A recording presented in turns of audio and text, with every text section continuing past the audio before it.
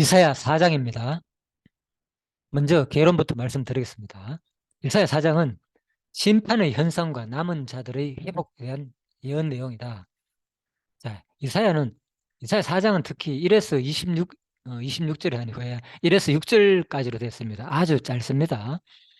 1절은 심판의 현상에 대한 내용이고 2절부터 6절은 남은 자들의 회복 내용입니다. 색깔별로 일부러 제가 쉽게 구분하기 위해서 좀 심판은 빨간색, 또 회복은 파란색 이렇게 구분했습니다. 1절은 심판의 현상 부분이잖아요. 그런데 이 이사야 4장이 단독적으로 이렇게 우리가 이해하기보다는 먼저 두 가지가 동시에 나오니까 이사야 이제 3장부터 같이 이해하면 좋습니다. 그래서 이사야 3장을 대략 한번 살펴봅시다. 이사야 3장은 의지하지 말아야 할 대상과 심판 현상과 심판에 대한 원인에 대한 내용입니다. 먼저 첫 번째, 1에서 3절입니다. 제거되니 의지하지 말아야 할 대상입니다. 누구냐? 바로 용사, 전사, 재판관, 선지자, 복술자, 장로, 뭐 여러 가지 내용이 나오지만은 이제 이런 사람들은 다 제거될 것이니까 의지하지 말아야 할 대상이다. 그 말입니다. 그리고 4절의 7절은 심판의 현상입니다. 심판의 현상은 뭐냐? 백성이 서로 학대하게 되고 또 이웃을 잔해하고 아이가 노인에게 비천한 자가 존귀한 자에게 교만하게 된다는 것. 이것도 하나의 심판 현상입니다. 그리고 심판의 원인에 대해서 나옵니다. 8에서 17절. 예루살렘이 멸망하였고 우리가 엎드려졌으면 그들의 언어와 행위가 여호와를 거역하여 그의 영광의 눈을 범하였습니다. 심판의 원인은 바로 우리의 언어와 행위가 여호와를 거역했기 때문이라는 것입니다. 이사야서의 내용은 어떤 심판과 회복하는 내용이 나오는데 단순히 그냥 심판하고 무조건 회복한다 이런 내용이 아니라 그 원인에 대한 내용이 분명히 나옵니다. 원인은 뭐냐? 바로 여호와를 거역했다는 겁니다. 바로 율법을 지키지 않았다는 겁니다. 출애굽기에 대한 언약의 말씀대로 19장에서 언약식을 맺은 대로 반드시 너희들은 뭐 이걸 지키면 복을 줄 것이고 지키지 않으면 저주를 준다. 아수르 다른 이방 민족에 의해서 끌려가고 흩어버릴 것이다. 그 예언을 그대로 이사야 선지자가 아직 흩기 전에 먼저 이미 아수르 같은 경우에는 이제 결국 패망하거든요. 그러고 난 다음에 또 유다 같은 경우에는 아직 패망하기 전에 예언한 선지자입니다.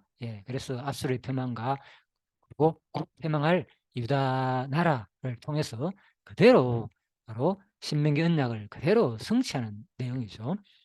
그래서 그 원인은 바로 뭐냐? 너희들의 바로 죄 때문이다. 그리고 18에서 26절은 바로 심판의 현상에 대해서 말합니다. 심판할 때 어떤 일이 일어나느냐? 성문이 슬퍼한다. 문 자체가 어떻게 슬퍼합니까? 이런 것은 다 의인법이죠. 그래서 성문이 슬퍼하고 곡한다. 또 시온이 황폐하여 땅에 안절이다. 결국은 이제 또 시온 자체가 어떻게 땅에 앉습니까? 이것도 의인법이죠. 그래서 전부 다 근본 바로 문이 없어진다는 것은 이제 그 대적의 침략으로 인해 가지고 침범을 당한다는 그런 표현이니까 완전히 이스라엘 자체가 예루살렘 자체가 황폐하게 된다. 그것이 역사적으로 그대로 이제 바벨론에 의해서 이루어지는 거죠. 자, 그래서 3장 뒷부분 18절에서 26절이 바로 심판의 현상이잖아요. 이어가지고 4장 1절까지가 바로 심판의 현상 부분입니다. 그래서 그날에 일곱 여자가 한 남자를 붙잡고 말하기를 우리가 우리 떡을 먹으며 우리 옷을 입으리니 다만 당신의 이름으로 우리를 부르게 하여 우리가 수치를 면하게 하라 하리라. 바벨론에 가지고 완전히 무너질 때에 예루살렘이 패망될 때에 많은 사람들이 끌려가고 또 많은 사람들이 전쟁에 나가서 죽게 되고 그때에 특히 남자들은 전쟁으로 거의 다 죽게 되니까 그래서 남은 남자가 있다면은 여자들이 몰려와 가지고 제발 나와 그냥 당신하고 결혼만 하게 해달라. 당신 우리 부양할 책임이 있지만은 그거 안 해도 된다. 내가 다 알아서 먹고 살고 할 테니까 그냥 우리 수치만 면하게 해달라. 자, 이런 내용.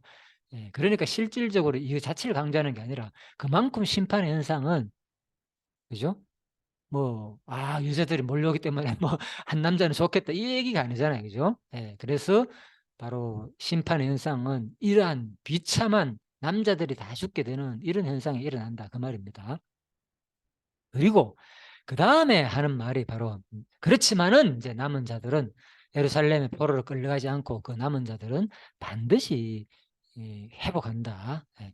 그래서 남은 자들이 회복한다 이 말도 사실 안 맞죠. 예. 이미 다 끌려갔는데 뭐 남은 자들이 회복합니까? 그러니까 그 남은 자들은 결국은 심판에서 벗어난다는 거죠. 하나님께서 하나님의 보호로 말미암아 이렇게 보시면 되겠습니다. 자, 그래서 시온의 남은 자, 예루살렘에 머물러 있는 자, 곧 예루살렘 안에 생존한 자 중 기록된 모든 사람은 거룩하다 칭함을 얻으리니. 그래서 이사야서 그 4장 말씀으로 볼 때에 사실 남은 자는 그죠? 신명기 28장 62절에 의하면 너희가 하늘에 별같이 많을지라도 내 하나님 여호와의 말씀을 청종하지 아니함으로 남은 자가 얼마 되지 못할 것이라. 자, 이렇게 표현되어 있습니다. 예, 그리고 마태복음 22장 14절에도 청함을 받은 자는 많되 택함을 입은 자는 적으니라. 예, 그래서 결국은 남은 자가 사실 적다는 것을 알 수 있죠. 예, 그래서 왜 실질적으로 남자들이 다 끌려가고 죽었기 때문에 이제 남은 자가 적다는 말이겠지만은 궁극적으로는 바로 하나님의 택한 백사 온전히 그죠? 하나님의 신앙을 지키고 남은 자는 이 땅에 적을 수밖에 없다는 것이 이미 구약 자체도 말하고 신약 자체도 말하고 있죠. 사실 예수님 때에 예수님 비유 중에서는 뭐 남은 자 얘기가 많잖아요. 사실 그게. 예, 천국 비유 가르치는 내용이 따지고 보면은 구약의 남은 자 비유를 그대로 설명하는 거거든요. 그게 무슨 말이냐. 가라지 비유도 마찬가지고, 그죠? 예, 알곡과 죽정이, 예, 가라지도 마찬가지고, 곡식에, 예, 또 피 비유도 있잖아요. 그죠? 예, 그래서 피가 자라가지고 엄청나게 자라지만 결국 나중까지 남겨뒀다가 그 피를 심판할 내용이고, 가라지 비유 그죠? 예. 그래서 인제 비비우죠. 알곡 그리고 인제 뿌려진 밭에 뿌려진 그죠? 씨 뿌리는 비유도 마찬가지고 그죠? 예. 수많은 씨가 돌짝밭, 가시밭 그리고 자갈밭, 뭐 옥토 그죠? 길가 이런 뿌리는 비유가 많잖아요. 씨가 엄청나게 많이 뿌려지는데 결국은 열매 맺는 씨는 어디냐? 예. 옥토에 뿌려진 씨앗만이 열매를 맺는다는 거죠. 예, 이런 것들이 전부 다 구약의 남은 자 사상을 얘기합니다. 또 뭐였습니까? 열처녀 비유도 마찬가지죠. 열처녀 중에서도 그죠? 기름을 준비하는 자 이것이 뭡니까? 남은 자 비유를 말하는 거죠. 그래서 성경에서 말하는 것은 똑같습니다. 그래서 하나님의 반드시 택한 백성만 구원받는다는 것은 원리를 말하는 것이고요. 그 실제 과정에서는 뭘 설명하느냐? 남은 자만 구원을 얻는다. 그것을 설명해 주는 겁니다. 신앙을 지키고 미리 준비하고 알곡에서 또 열매를 맺는 자, 옥토에 뿌려져 가지고 열매를 맺는 자, 그것은 모든 주권적으로는 근본은 이제 하나님 뿌리는 자가 이제 주인에게 달려 있으니까 뿌리는 자가 하나님이잖아요, 그죠?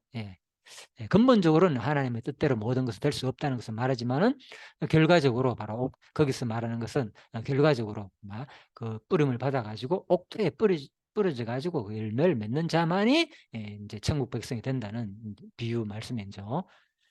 자, 그래서 이런 것들이 바로 구약에도 남은 자 사상이 바로 또 남은 자도 있고 바벨론으로 끌려가 가지고 살아남은 자 있잖아요. 그것도 남은 자라고 표현하거든 성경에는. 또 그리고 살아남은 자만 무조건 살아남은 자가 남은 자가 아니라 어디로 마지막에 회복되는 자, 다시 예루살렘으로 돌아오는 자가 진정한 남은 자라는 거죠. 왜? 그들은 아수르나 애굽이나 바벨론에서 정착해 가지고 돌아가기 싫어 가지고 안 들어온 사람들이 많았거든요. 조금 이따 보여드릴게요, 그래프를.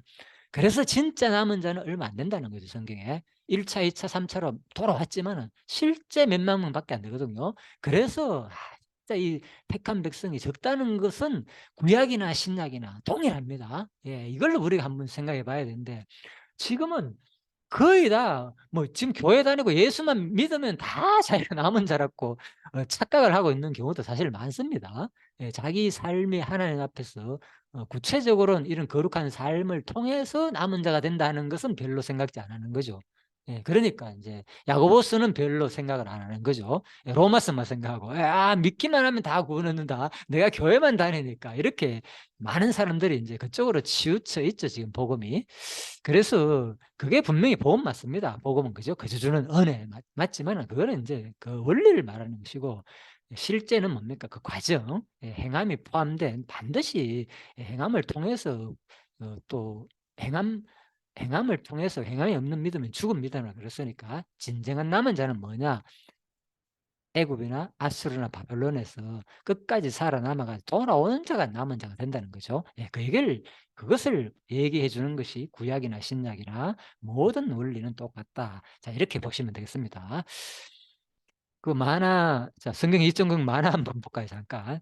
두 장밖에 안 되기 때문에 이거는 많이 없더라고요. 어떤 거는 많은데 또 내용이 짧다 보니까 남은 자들의 회복과 영광 이렇게 되어 있습니다. 4장. 그래서 제가 이제 말씀드렸잖아요. 4장 자체를 남은 자의 회복과 영광만 표현하는 겁니까? 아니죠. 분명히 4장은 뭡니까? 1절 같은 경우에는 심판 현상도 포함되어 있죠. 그래서 개론의 구조는 이렇게 되어 있는 겁니다. 반드시 뭐 100%한 말에 다 담을 수 없습니다. 내용 자체를. 그 중에 하나를 택해 가지고 전체적인 것을 이제 대략적으로 하는 게 개론이다. 이렇게 보시면 되겠습니다. 그렇다고 이러면 안 돼. 이건 아닙니다. 그래서 개론을 아주 상세하게 다 넣는 사람도 있고 그냥 그 중에 하나를 택해 가지고 하는 것도 있고 그걸 가지고 뭐 네가 맞니 내가 맞니 이렇게 판단하는 자체가 아직 개론이 뭔지를 제대로 이제 모르기 때문에 이제 그렇게 표현할 수 있고요. 자, 하지만 그런 중에도 여호와를 믿고 의를 지킨 자들이 있었지. 그죠? 그때 시온의 남은 백성들은 모두 거룩하며 주께서 심판의 영과 불의 영으로 시온의 부정과 예루살렘의 피를 닦아 주실 것이다. 자, 이제 이사야가 한 말입니다. 그러니까 저거 뭐야? 치워 아니요. 색선전 하니까 하나님의 말씀을 아는 게 중요하죠. 이 책을 꼭 챙겨서. 자, 하니까 이제 만화로 재밌게 그려놨네요. 자, 한 장면 더 봅시다. 그들에게 심판의 날은 축복과 영광의 날이 될 거라 했어. 그리고 시온산과 예루살렘을 영광으로 덮으셔서 피난처가 되게 하실 것이다. 이제 회복에 대한 내용이죠. 그러니까 한번 볼까요? 난 예루살렘에 남을 거야. 이런 얘기를 하니까 넌 어림도 없어. 나라면 모를까? 집에 우상이나 치우시지. 그래서 이게 비록 만화로 그려놨지만은 재밌게 그죠?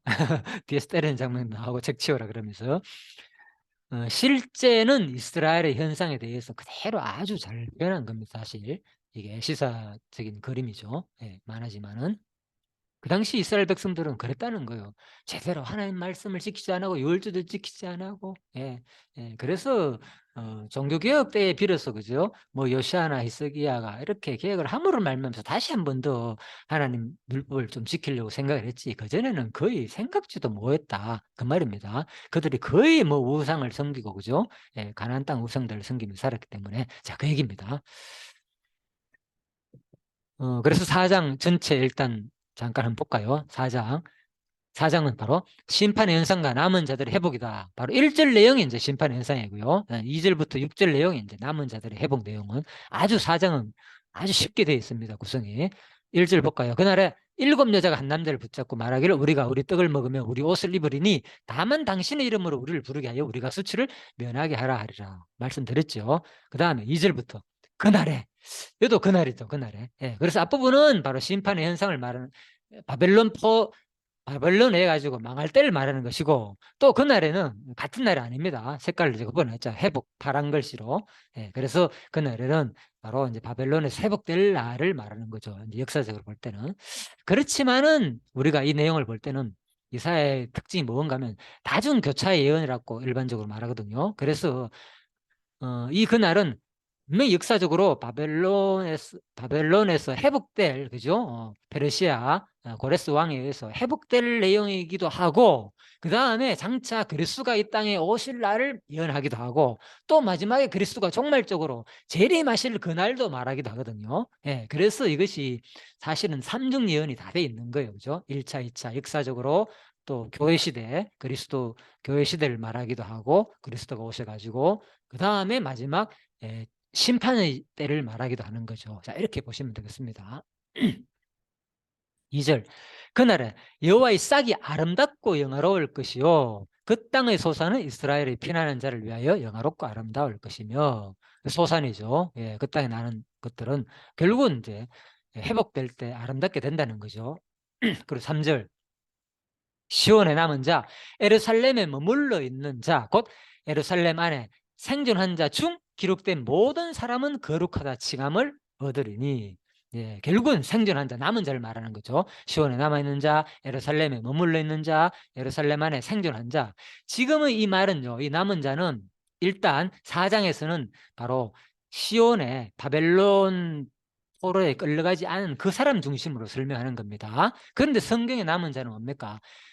애굽에나 바벨론으로 흩어져 가지고 그죠? 포로로 끌려가거나 거기서 죽지 않고 살아남은 자도 남은 자라고 표현하거든요, 성경에. 예, 특히 이사야서에서도 다 표현합니다. 예, 이걸 같이 봐야 됩니다. 일단은 여기서는 4장에서는 시온에 남아있는 자 중심으로 말합니다. 예루살렘에 머물러 있는 자, 예루살렘의 안에 생존한 자가 남은 자다는 거죠. 이들이 회복될 것을 예언한 겁니다. 그래서 생존한 중 기록된 모든 사람은 거룩하다 칭함을 얻으리라. 이는 주께서 심판한 영과 소멸한 영으로 시온의 딸들의 더러움을 씻기시며 예루살렘의 피를 그 중에서 청결하실 때가 됨이라. 예, 그래서 이 남은 자들이 진짜 뭐 마지막에 사실 거의 남은 자가 없습니다. 나중에 보면 다 에레미야에 의하면은 그때 되면은 거의 다 그 남은 자들도 사실 다 끌려가거든요. 그죠? 예, 다시 끌려가기도 하고 또 애굽으로 다시 또 도망가기도 하고 그렇습니다. 그래서 일단 이제 결국은 회복된다는 것을 얘기해 주는 겁니다. 바로 페르시아 때 그 얘기를 하는 겁니다. 여호와께서 거하시는 온 시온산과 모든 지폐 위에 낮이면 구름과 연기, 밤이면 화염의 빛을 만드시고 그 모든 영광 위에 덮개를 두시며 자, 그래서 이런 것들은 이제 결국은 이제 바벨론 광야에서 예전에 하나님께서 낮에는 구름기둥과 밤에는 불기둥으로 인도했던 그것을 이제 비유적으로 결국은 회복돼 이렇게 회복할 것이다. 하나님의 보호로 말미암아 가지고 회복될 것을 말해주는 내용입니다. 6절 또 초막에 있어서 낮에는 더위를 피하는 그늘을 지으며 또 풍물을 피하여 숨는 곳이 되리라. 예, 광야에서도 마찬가지잖아요. 초막을 통해서 구름기둥과 불기둥으로 하나님 이스라엘 백성들을 광야의 초막 생활을 보호했잖아요. 그 얘기를 하는 겁니다.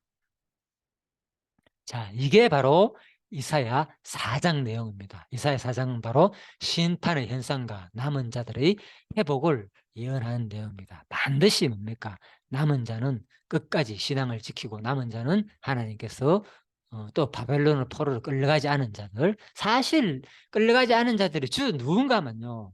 이제 이사야에 보면 나오겠지만은 주로 가난한 자, 그죠? 예, 그런 자들만 남겨두고 마지막에 그죠? 마지막에 뭐 열왕기서에도 다 나오잖아요. 역대기나. 마지막에 끌려갈 때도 결국은 이제 가난하고 힘들고 농사 지을 수 있는 그런 사람만 남겨두고 그죠? 바벨론 왕이 계속 1, 2차, 3차 때 다 끌고 가거든요. 결국은. 예, 그 얘기입니다. 그래서 이게 또 뭘 말하느냐? 그래서 신약 성경에 예수님께서 오셔가지고 복음 전할 때 산상수훈에서 제일 먼저 그 말 한 거죠. 뭐 심령이 가난한 자는 복이 있다. 주로 가난한 자 얘기를 많이 합니다. 그래서 실질적으로. 예, 왜? 부자들은 이 복음을 받아들이기가 힘듭니다. 예, 원리적으로. 율법 자체가 나눠주고, 예? 예, 자기 가진 소유를 아낌없이 나눠주는 것을 많이 강조를 하거든요. 그러다 보니까 부자들이 이 말씀을 잘 안 들어요. 예. 아무튼 그렇습니다. 그래서 성경은 이 남은 자들은 가난하고 힘들자, 약한 자 이런 중심으로 이제 복음 전거가 많이 됐고 예수님 당시도 많이 그랬고 주로 그런 자들이 복음을 많이 들었고 예, 부자나 간간히 있었지만 그리 많지 않습니다. 이 복음을 받아들이고 이 시대도 마찬가지입니다. 바로 남은 자들만이 구원 얻는다는 사상은 구약이나 신약이나 동일합니다. 왜?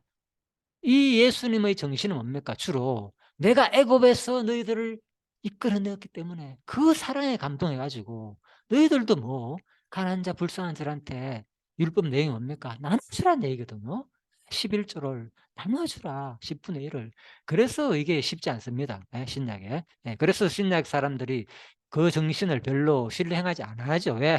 이미 우리는 구약이 아니고 이제 복음 시대이기 때문에, 율법이기 때문에 우리는 안 해도 이렇게 뭐 생각을 많이 하는데, 예? 사실 신약은 그거 안 해도 됩니다. 당연한 거죠. 율법은 예수 그리스도가 다 패했고 이제는 뭐 새 언약의 말씀으로 주었기 때문에.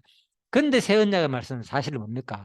율법의 그 정신 이상으로 하는 거거든요. 새 언약의 말씀이라는 것은. 예, 구약에서 도저히 10분의 1도 모였기 때문에 하나님께서는 안 되겠다. 이제는 새 언약으로 내가 너희 마음에 기록해가지고, 예? 진짜 이제는 형식과 외형이 아니라 온전히 거룩한 삶의 제사로서 바로 로마서 12장에 나오죠. 이제는 뭐 구원했기 때문에, 앞부분에 구원의 원리를 말한 거잖아. 로마서 11장까지는 구원의 원리를 장하게 설명하고, 그 다음에는 바로 누구나 유대인이나 헬라인 할 것이 구원의 원리로서는 오직 믿음으로 구원 얻는다. 그 다음에 12장부터는 마지막에는 뭐냐? 이제는 그래서 거룩한 삶의 제사를 드리라는 거예요. 온전히 다 드려, 다, 이제는. 예, 구약에는 10분의 1만 해도 됐지만, 이제는 그 정신은 오히려 뭐, 내 것이 아무것도 없다는 거죠. 삶 자체를 하나님께 제사로 드리라. 이게 사실은 더 구약보다 더 강화된 거죠, 사실. 구약에는 외형적으로 무조건 율법에 있는 그런 것들만 하면 상관이 없어요. 네, 상관이 없지만은 잘 섬겼다 말했지만은, 그런데 이스라엘 백성들은 사실은 구약 때 그거조차도 안 했다고 말하는 것이 구약의 선지자들의 외침, 가르침이거든요. 그래서 특히 어디 있습니까? 바로 말라기에서 외치는 거죠. 너희들 제발 그거라도 한번 해봐라. 왜 복을 안 주겠냐, 그 말 하는 거요. 예, 그래서 지금 우리 신약 시대도 마찬가지입니다. 심판의 현상은 바로 되고 있습니다. 성지자가 이렇게 외치는데도 두려워하지 않습니다. 신약 시대 백성들도. 지금 내 삶이, 그죠? 진짜 삶의 제사, 온전히 내 모든 것이, 내 삶, 내 정신, 내 생활, 내 시간, 내 소득 전부 다 하나님 거라고 이제는 말을 하는데, 실질적으로는 10분의 1도 못 합니다, 사실은. 그러면서 당당히 나는 지금 교회 다니기 때문에, 나는 뭐 예수 믿기 때문에 나는 천국 백성이라고 착각하는 사람들이 많이 있습니다.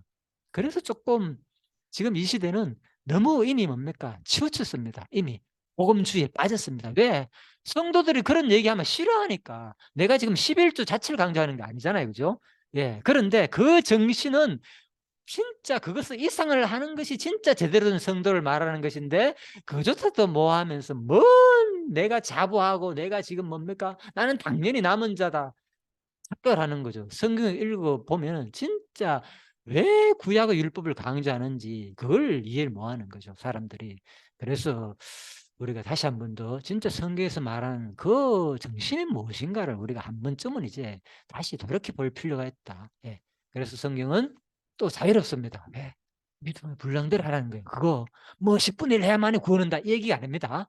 진짜 하나님이 주신 은사 분량만큼 네가 감당할 만 있으면 다 그래도 상관없고, 오직 네 삶을 그리스도를 위해 살아도 상관없고, 그렇지 않으면 내 일상을 통해서 그렇게 복음을 전가하며 살아도 상관없고, 예, 하나님이 주시는 믿음의 분량만큼 여러분이 오늘 바로 이사야 4장을 통하여서 다시 한 번 더 참으로 남은 자가 되기를 바라면서 잠시 기도하고 전체에 대한 개론을 마치도록 하고, 예, 다음 둘째 시간에는 이제 세부적인 내용을 통해서 다시 한 번 더 또 살펴보는 시간을 가지도록 하겠습니다. 기도하겠습니다. 하나님, 이사야 4장 말씀을 통하여서 하나님께서 얼마나 이스라엘 백성들을 이사야 선지자가 앞으로 심판에 임할 것이라는 것을 예언했는지 모릅니다. 지금 이 시대도 마찬가지입니다.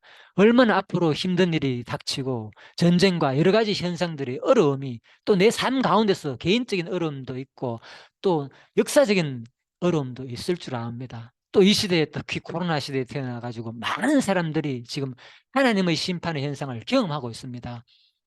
다시 한 번 더 우리가 앞으로 남은 삶을 어떻게 살아야 될지를 깨닫는 이 시간이 되게 하여 주시기를 간절히 소원합니다. 이사야 4장, 그렇지만은 반드시 뒷부분에 회복될 내용도 있습니다. 하나님은 이 땅에 이 사는 동안 우리가 코로나가 있지만은 이것이 끝날 날도 반드시 있을 줄 압니다. 이것이 지금 생각보다는 오래 장기간 가고 있습니다. 그래서 세계에 전쟁이 일어나고 이것 때문에 너무나 힘들어하고 있습니다. 하지만 역사적으로 볼 때 모든 질병들은 반드시 물러간 때가 있었습니다. 이 시기도 반드시 회복될 줄 압니다. 이것을 통해서 우리가 주는 교훈이 또 있습니다. 지금 우리의 삶이 예수를 믿지 않아 가지고 지금 많은 사람들이 아무런 일이 없을 것처럼 많은 사람들은 생각하고 삽니다. 하지만 반드시 성경은 또 심판이 있고 회복된다는 것이 있습니다. 예수 그리스도가 이 땅에 반드시 오셔가지고 마지막 종말의 심판으로서 진짜 이 택한 백성을 영원한 하늘나라로 회복해 준다는 말씀이 오늘 이사야 4장의 내용인 줄 압니다.